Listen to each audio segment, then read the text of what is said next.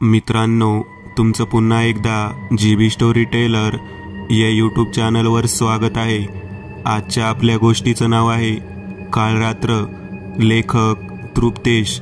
पण गोष्ट सुरू करण्याआधी जर कोणी या चॅनलवर पहिल्यांदाच आलेले असाल तर त्यांनी या चॅनलला सबस्क्राईब करायला विसरू नका।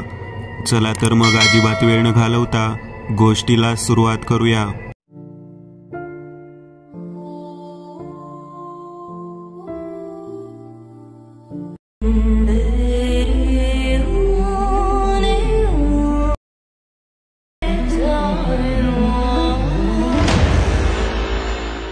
मला खूप पश्चाताप होतोय, खूप म्हणजे खूपच। का केले मी असे? का आलो होतो मी इथे? सध्या मी या फार्म हाऊसच्या शेजारी असलेल्या खोलीत स्वतःला कोंडून घेतले आहे। या खोलीचा दरवाजा मजबूत आहे। इथे एकच बल्ब आहे आणि एकच खिडकी। खिडकीलाही मजबूत गज आहेत आणि ती मी बंद केली आहे।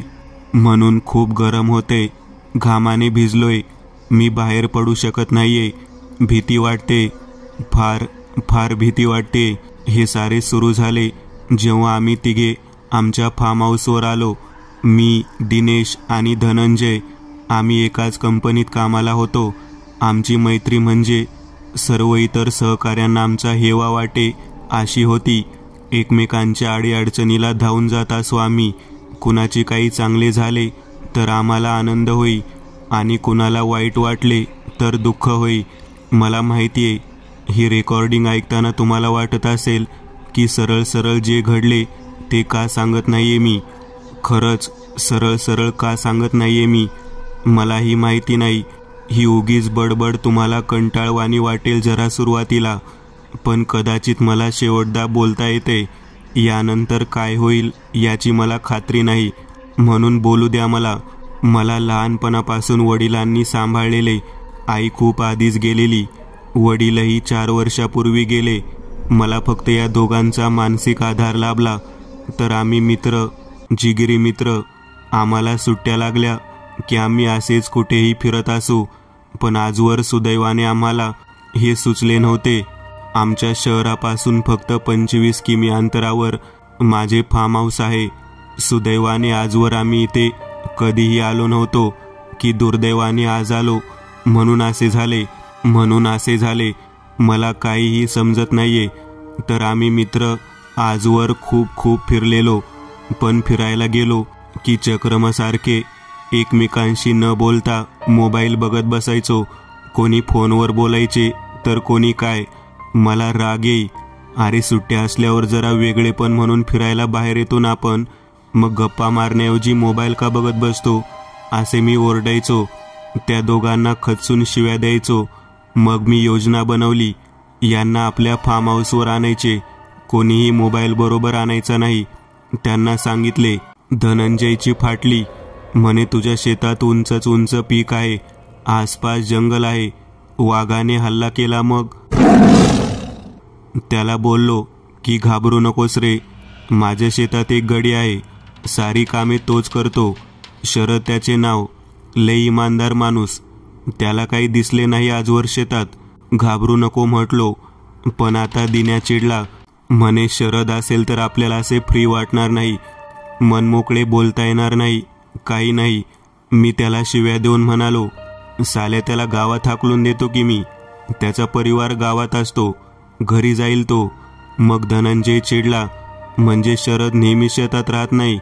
त्यांना समजवता नाकी न आले, सारे सांगत बसावे लागले। जास्त कामे असतील तरच तो फार्म हाऊसवर असतो, नाही तर नाही। पण शेतात काही धोका नाही, ही जबाबदारी माझी। दोघे तयार झाले। मी दिनेशला दिन्या म्हणायचो, पण धनंजयला धन्या म्हटलेली आवडत नसे, म्हणून त्याला धनंजय असेच म्हणायचो, कारण हा फारच सज्जन होता। दुसऱ्या दिवशी सकाळीच आम्ही फार्म हाऊसवर आलो।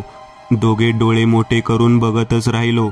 माझे विशाल असे फार्म हाऊस, आसपास उंचच उंच पिकांनी घेरलेले शेत, फार्म हाऊसच्या शेजारी असलेले निंबाचे झाड आणि त्याची पडलेली सावली, ते तर आणखी शोभा वाढवत होते माझ्या फार्म हाऊसची।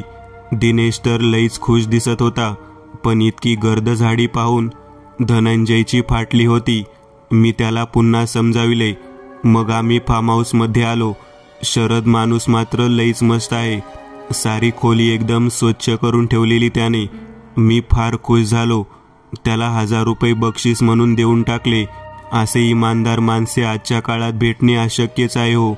त्याला अज्ञानी समजत होतो मी, पण आजच्या प्रगत तंत्रज्ञान वगैरे विषयी त्याला फार फार ज्ञान आहे हे त्याच्या बोलण्यातून जाणवले आणि मी थक्क झालो.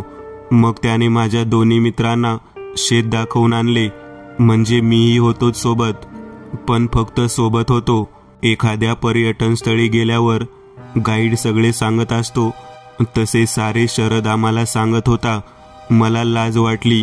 माझ्या शेताविषयी माझ्यापेक्षा शरदला जास्त ठाऊक होते. बाकी माहिती बोरिंग होती, पण एक गोष्ट लईच खतरनाक सांगितली त्याने.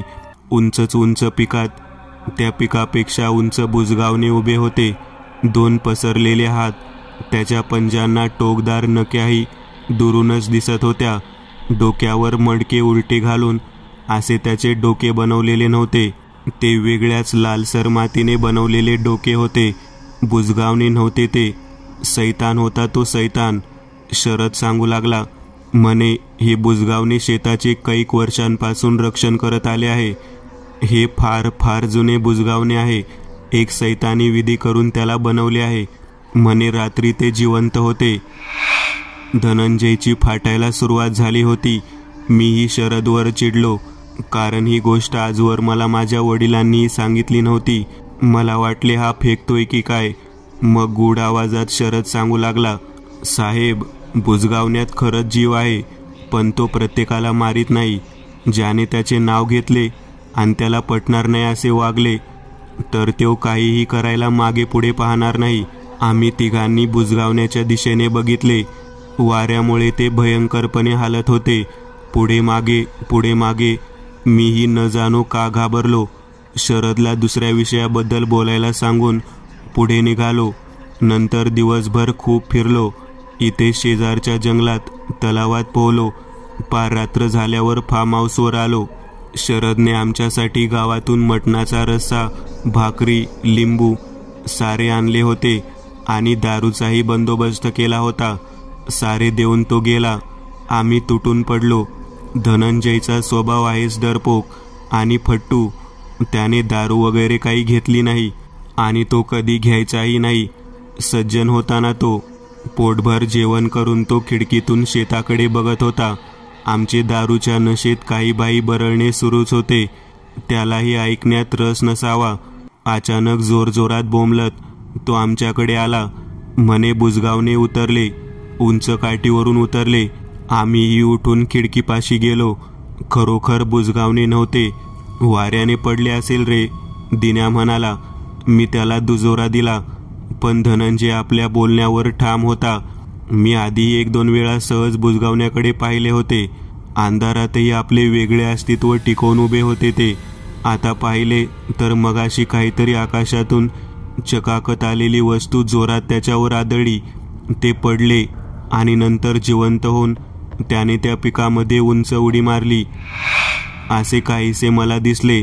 आम्ही लई हसलो. म्हटलो, दारू आम्ही घेतली आणि ती तुला चढली का काय. आम्ही कदाकदा हसत जमिनीवर लोळू लागलो. वेड्यासारखा धनंजय अजूनही खिडकीतून बाहेर बघत होता. त्याची अवस्था पाहून दिन्या म्हणाला, चला आता शेतातच जाऊ. धनंजयची फाटत होती. त्याला म्हणालो, आम्ही जातो, तू इथेच थांब, दरवाजा लावून घे. पण तो होताच फट्टू. म्हणे तुमच्या मागे बुजगावणे धावले, मग दरवाजा बंद असेल तर तुम्हाला लगेच आत येता येणार नाही. फट्टू साला. आम्ही पुन्हा पोटदुखेपर्यंत हसलो आणि पिके तुडवत बुजगावणे होते तिथे जाऊ लागलो. माझ्या हातात बॅटरी होती. आम्ही नशेत होतो. अगदी समोर सैतान आला असता तरी उभा फाडून टाकणे इतकी हिंमत आमच्यात आली होती. आम्ही शेतात आलो. बुजगावणे जमिनीवर पडले होते. आसपासची जागा भाजल्यागत काळी पडली होती. बुजगावण्याचे विचित्र शरीरही शेवाळ लागल्यागत झाले होते. दिन्या जोरजोरात हसत होता. मला सांगायला लाज वाटते. पुढे जे त्याने केले ते पाहून मलाही वेगळेच वाटले.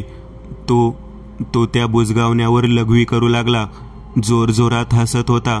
मीही हसत हसत तसेच केले आणि पुन्हा फार्म हाऊसवर आलो. तिथे दिसलेले सारे आणि आम्ही केलेला पराक्रम आम्ही धनंजयला सांगितला. साल्याची आणखी फाटली. म्हणे, तुम्ही बुजगावण्याच्या नादी लागलात, आता मरायला तयार व्हा, मी जातो. आम्ही त्याला अडवला. आम्ही केलेला पराक्रम खोटा होता असे त्याला खोटेच सांगितले. मग मी खिशातून मोबाईल काढला. दोघे बोंबलू लागले. म्हणे, आम्हाला मोबाईल आणू नका म्हटला, स्वतः कशाला मोबाईल घेऊन आला. मग त्यांना म्हटलो, अरे हरामींनो, यात सिम कार्ड नाही, गाणे वाजवायला आणला मी हा खास. शिवाय हा जुना बटणे असलेला फोन. हो, आता मी ज्याच्यावर रेकॉर्डिंग करतोय तोच. सुदैवाने यात मेमरी कार्ड आहे आणि हे रेकॉर्डिंगचे फंक्शन तरी आहे, म्हणून कदाचित तुम्ही ऐकत असाल. या डब्बा फोनमुळे तरी तुम्हाला समजेल की माझ्यासोबत काय झाले, आमच्यासोबत काय झाले.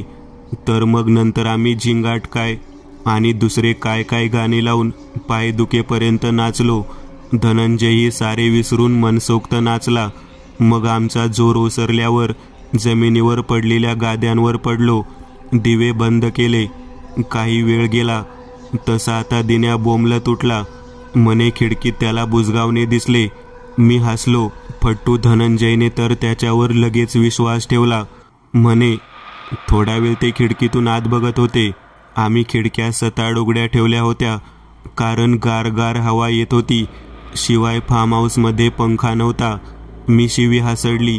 म्हटलो, दिन्या, धनंजय तर फट्टू आहेच रे, पण तुझी पण फाटली. जा आता, तूच जाऊन खिडकी बंद कर, नाहीतर असे सिद्ध होईल की तू धनंजयपेक्षा फट्टू आहेस. तो उठला. पाय लटपट करत होते त्याचे. खिडकीजवळ गेला तसा एक हिरवट पंजा अचानक आला आणि त्याने दिन्याचा गळाच पकडला. आम्ही दोघे उठलो. दिन्याला ओढू लागलो तसा रपकन दुसरा पंजा आत आला. त्याने डायरेक्ट दिन्याच्या चेहऱ्याचा भला मोठा भाग ओरबाडून टाकला. दिन्याचे दोन्ही डोळे फोडून त्यात तो पंजा घुसला होता आणि हिसका देऊन त्याने चेहऱ्याचे मांस, बापरे, पुढच्या क्षणी त्या आधीच्या पंजाने त्याच्या गळ्याचे भले मोठे मांसही तोडून घेतले. डोळे नसलेला, गळा फाडून टाकलेला दिन्याचा मुर्दा पाहून आमची आणखीन फाटली. आम्ही तसेच ओरडत कोपऱ्यात जाऊन बसलो. दिन्याच्या जखमांमधून वाहणारे रक्त हळूहळू खोलीत पसरू लागले. रक्ताचे थारोळे. ते पाहून धनंजय ओकला.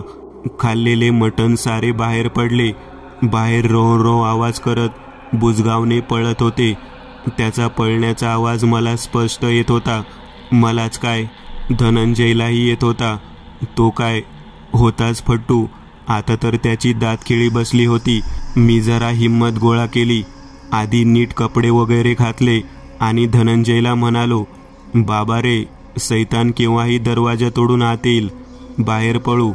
शेजारी कोणाची घरे असतील तर मदत मागू. पण तो माझ्यावर ओरडला, तुम्हीच त्या बुजगावण्याचा अपमान केला असेल, कशाला आम्हाला शेतात आणलेस, त्यातल्या त्यात फोनही आणू दिले नाहीस. मी लगेच खरे खरे सांगून टाकले, म्हणजे ते आम्ही बुजगावण्यावर केलेले मूत्रविसर्जन वगैरे. तसा तो आणखी ओरडला. काही बाई बोलू लागला. मला फार गुस्सा येत होता, पण म्हटले जाऊ द्या, नाहीतर बाहेर बुजगावणे नसते तर याला कुत्र्यासारखा हाणला असता. फट्टू साला, याची काय अवकात माझ्याशी असे बोलायची.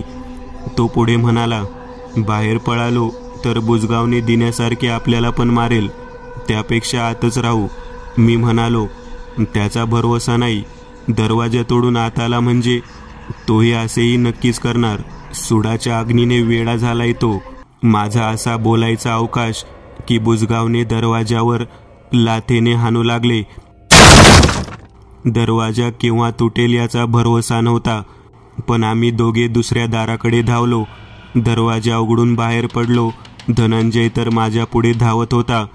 तो वेडा पिकांमधून जंगलाकडे धावला. मीही तसेच केले. पडत धडपडत कसे बसे आम्ही पिकांमधून जंगलाच्या झाडींमध्ये शिरलो. पिकाच्या पानांमुळे अंगाला कापले गेले होते, पण तसे केले नसते तर आमचे सारे शरीर बुजगावण्याने कापून टाकले असते. धावत धावत आम्ही पार दूर येऊन पडलो. बराच वेळ एका झाडाच्या खोडाला पाठ टेकून बसलो. धनंजयच्या तोंडाचा पट्टा सुरू झाला. मी दुर्लक्ष केले. आसपास बघू लागलो. जंगलात कुठे होतो काय माहिती, पण हा परिसर सुरक्षित नव्हता. आसपास झुडपे होती. कुठून बुजगावने येऊन हल्ला करेल माहीत नाही. आमचा आवाज कोणी ऐकणार नाही. मदतीला कोणी येणार नाही. अरे हो की, मदतीला कोणी येणार नाही. मी धनंजयकडे पाहिले. आसपास अंधारात इकडे तिकडे बघत त्याची बडबड सुरूच होती. त्याची बडबड ओरडण्याच्या आवाजात बदलली. त्याच्या डोक्यात मोठा दगड घातला होता. कोणी? बुजगावण्याने? छे, अरे हट. मी, होय मी. धनंजय किड्यासारखा तरफडत जमिनीवर लोळू लागला. मग मी एकानंतर एक तोच दगड वारंवार जोरजोरात आपटून त्याचा गेम केला. त्याची हालचाल थांबली. साला फट्टू, अरे इथे या दोघांना शेतात आणणे, त्यांची हत्या करणे ही माझी योजना मी आणि शरदने मिळून बनवलेली. शरदला मी सारे सांगायचो. तो फट्टू धनंजय, काय अवकात होती त्याची. माझ्यापेक्षा गरीब परिस्थिती. माझे शहरात 2 मोठे मोठे बंगले आहेत, ही इतकी मोठी शेती. असे असूनही ऑफिसमधली माझी क्रश प्रिया माझ्याऐवजी त्याच्याशी जास्त बोलायची. दिन्याने मला सांगितले, म्हणे त्यालाही ती आवडत होती. अरे हरामींनो, मग मी काय करू. मला भीती वाटत होती. माझ्याऐवजी प्रिया या दोघांपैकी कुणाची झाली मग. म्हणून माझी ही भीती मी शरदला सांगितली. तो म्हणे आपण त्यांचा गेम करू. तुम्ही ते सोबत मोबाईल आणणार नाहीत अशी काळजी घ्या आणि रात्री इथे आणा. त्यांचा तंत्रज्ञान आणि काळ्या जादूच्या मदतीने मी बंदोबस्त करेन. मग मी तसेच केले. त्याने मला योजना आधी सांगितली होती. हे बुजगावने, त्याची खोटी कथा त्यानेच तयार केलेली. त्यानेच नक्की ड्रोनच्या साहाय्याने बुजगावण्याला टक्कर देऊन पाडले होते, म्हणजे कुणाचे तरी लक्ष तिकडे जावे. होय, शरद भाऊकडे महागडा ड्रोन होता.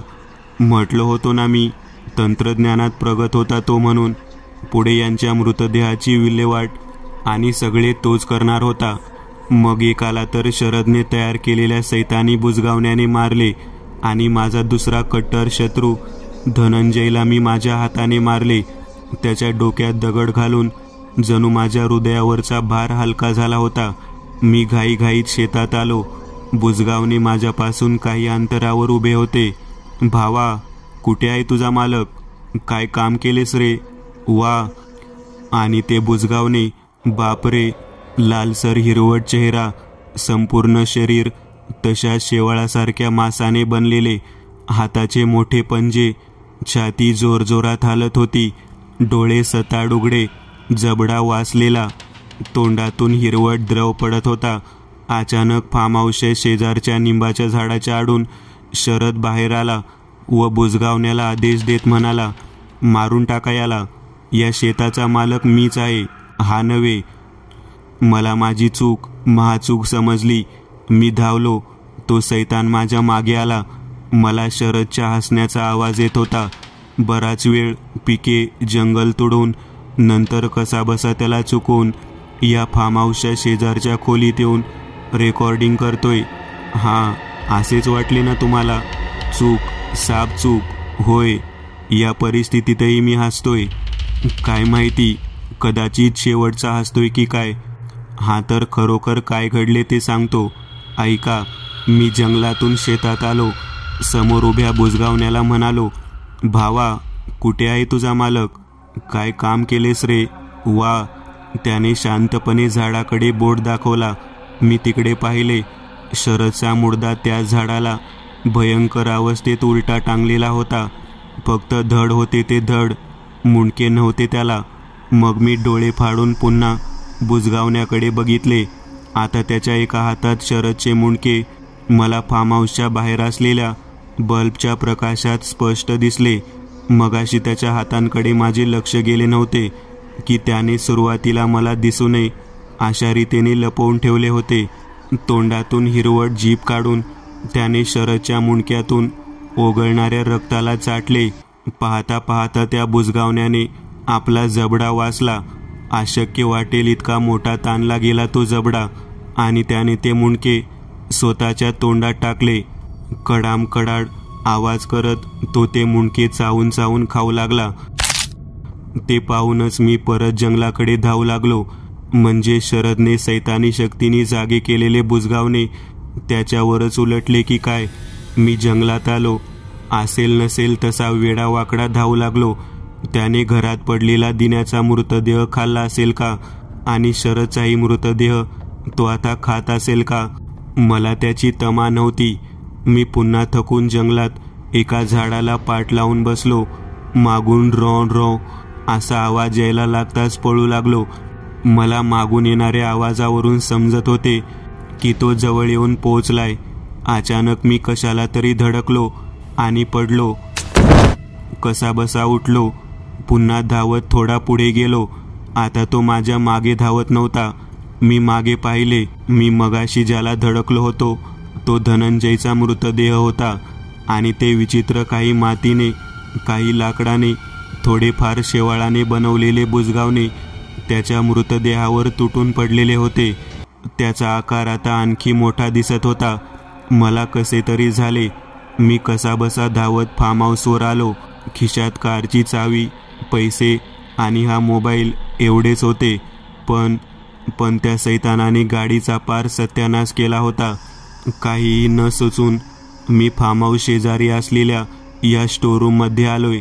ज्या मित्रांनी माझ्यावर नेहमी विश्वास ठेवला, अडचणीच्या काळात मदत केली, त्यांची हत्या करायची ठरवले होते मी, ते मेले माझ्यामुळेच। किती मूर्ख होतो मी। एका पोरीसाठी मी काही विचार न करता मित्रांची हत्या करायला तयार झालो। आता मीही मरणार। पण एक मात्र आहे, ते बुजगावणे काळ्या जादूने बोलावलेले नाहीये। मला आता आठवते, धनंजय म्हटला होता की त्याला बुजगावण्याच्या तोंडावर काहीतरी प्रकाशाचा गोळा आदळताना दिसला होता म्हणे। माझ्या मते तो नक्की लहानसा धूमकेतू असावा। शरदने ड्रोन वगैरे बुजगावण्याच्या चेहऱ्यावर आदळण्याच्या आत खरोखर एका दुर्दैवी योगायोगाने लहानसा धूमकेतू आदळला असावा। कारण शरदच्या ड्रोनने असे केले असते तर आसपासची जमीन काळी पडली नसती आणि त्या बुजगावण्यावर हिरवट शेवाळासारखे लागले नसते। एक नवा लाईफ फॉर्म घेऊन तो धूमकेतू धरतीवर आला, बुजगावण्यावर आपटला, बुजगावणे पडले। मग दिन्याने आणि मी त्याच्यावर लघवी केली। त्यामुळे त्यात काहीतरी जैविक नाहीतर रासायनिक अशी काहीतरी प्रक्रिया झाली असेल आणि त्या बुजगावण्याच्या निर्जीव शरीराला आपला होस्ट बनवला असेल। हे खोटेही असेल, मला माहिती नाही। हा फक्त माझा अंदाज, किंवा खरोखर शरदची काळी विद्या त्याच्यावर उलटली असेल, मला माहिती नाही। आणि हो, असे समजू नका मी दारूच्या नशेत होतो म्हणून मला काही दिसले असेल। ते हिरवे शेवाळ पडलेले बुजगावणे, शेतातली काळी जमीन वगैरे भास असतील असे नाही। मी पाहिले ते खरंच होते, एकदम खरे। अरे, दरवाजा वाजतोय, मी मरणार। आणि हो, सावध राहा। जर तुम्ही ही रेकॉर्डिंग माझ्या शेतात बसून मोबाईल सापडला त्या खोलीतच ऐकत असाल तर आसपास गर्द दाट पिकांमध्ये ते बुजगावणे लपलेले असेल। केव्हा हल्ला करेल सांगता येत नाही। रेकॉर्डिंगमध्ये मी भीतीमुळे जरा इकडे तिकडे चुकीचे बोलून गेलो असेल तर दुर्लक्ष करा। पण हा, सावध राहा। काय माहीत, कदाचित तुम्ही ही रेकॉर्डिंग ऐकू शकाल की नाही, कारण बुजगावण्याची काही सांगता येत नाही। त्याने मोबाईल नष्ट केला तर? दरवाजा तुटलाय। मी आता रेकॉर्डिंग बंद करून मोबाईल इथे कुठेतरी टाकतोय। मित्रांनो, आज पुरतं एवढंच। तुम्हाला जर काही गोष्ट आवडली असेल तर नक्की लाईक करा। तुमच्यापैकी बरेचसे जण व्हिडिओ लाईक न करताच पळून जातात, पण हा जर व्हिडिओ तुम्ही लाईक केला तर मला जरा बरं वाटेल आणि असेच भारी भारी व्हिडिओ बनवायची माझ्यात एनर्जी येईल। त्यामुळे नक्की लाईक करा। आणि अजूनही कोणी या चॅनलला सबस्क्राईब केलेलं नसाल तर लगेच सबस्क्राईब करून टाका। आणि बाजूची घंटी ती मात्र दाबायला विसरू नका, देवाची घंटी आहे ती। चला तर मग पुन्हा भेटूया अशीच एक आगळी वेगळी गोष्ट घेऊन पुढच्या